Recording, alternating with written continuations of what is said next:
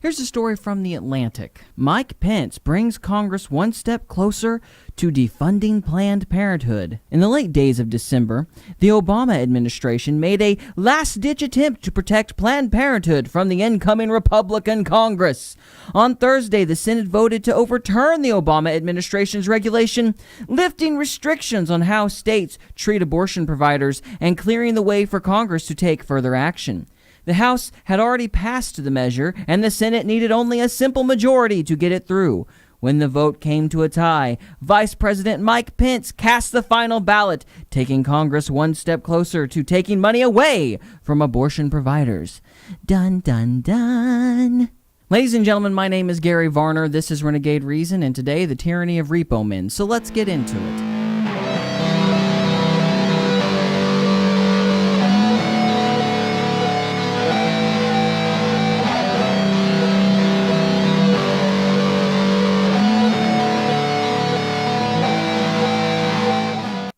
In case you've forgotten why the Republicans are going through this hassle in the first place, here's this clip. A lot of people want attack hearts these days because they're looking for specific nodes. Amy nodes, SA. I was like, wow, I didn't even know. Good for them. Yesterday was the first time she said people wanted lungs.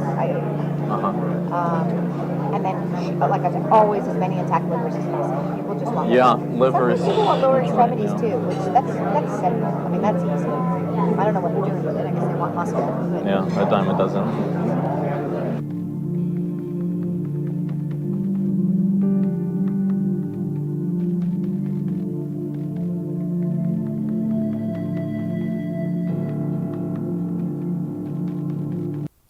So here's the thing. Last summer, the Center for Medical Progress came out with these recordings that showed Planned Parenthood actually harvesting and then selling dead baby body parts.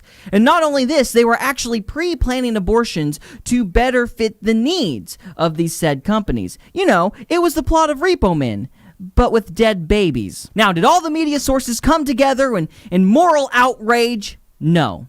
In fact, the reaction from the entire country was pretty much Look, I know that we all can't come to an agreement on abortion. I know that some people think it's moral, some people think it's immoral. But can we at least agree that barring incident, this baby is at least going to be a human life at some point? Can we at least all agree that regardless of whether abortions are necessary, they are not the ideal scenario? They're not Plan A, nor should they be Plan A. And can we at least agree that it is not okay for Planned Parenthood to be profiting off of dead babies, to be selling dead baby body parts? Surely there is a middle ground around here somewhere. Surely we can get together on this and go, yeah, you know what, that's a little messed up. The sad thing is, no, we can't, because the morality of this conversation doesn't matter, because people are so entrenched in their sides. People are so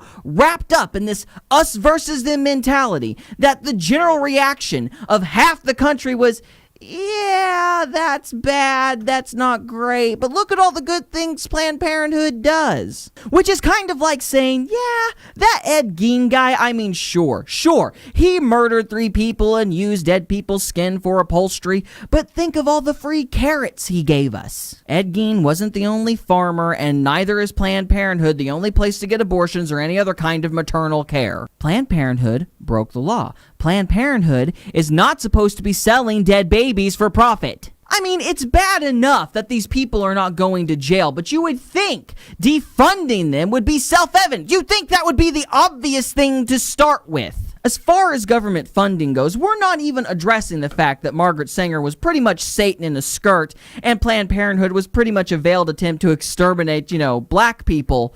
But we're going to ignore that. We're going to push past that. We're going to ignore the fact that, Planned Parenthood initially was basically going where no KK member could have gone before. We're ignoring that. We're ignoring that right there really should have been a reason to defund them in the first place. But no, just for the sake of argument, let's focus on the fact that they're breaking the law. Can we do that, please? But no, there's no national outcry for this. There's nothing for this. There's just one giant yawn.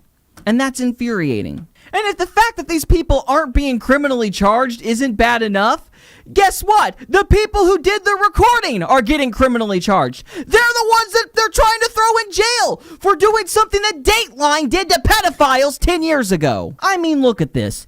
California charges undercover Planned Parenthood filmmakers with 15 felonies. Look, this is not about abortion. And I understand people's impulse to say, well, they never would have recorded the videos in the first place if they weren't against abortion. And you know, you're right. They were probably against abortions. But let me ask you this. Does that change anything that they found? Does that alter the fact that Planned Parenthood is selling dead babies? No, of course not. Oh, and as an aside, you know, the right-wing Christians from the 90s, you know, those crazy people, there were actually some of them saying that where this was going to go, that the slippery slope would eventually lead to these people selling dead babies for money. And people called them crazy. But I actually heard that as a kid. That was a rumor floating around when I was a kid, that someday these abortion clinics would be selling baby body parts. And people called them nuts. Frog in the kettle, anyone? The fact that these people are being indicted, there's no other word for it besides tyranny. Actually, there is. This is evil. This is what evil looks like. Guys, that's all I have for this episode. That's all I got. If you like this episode, please like, share, and subscribe. And of course, as always, we'll see you later. Peace.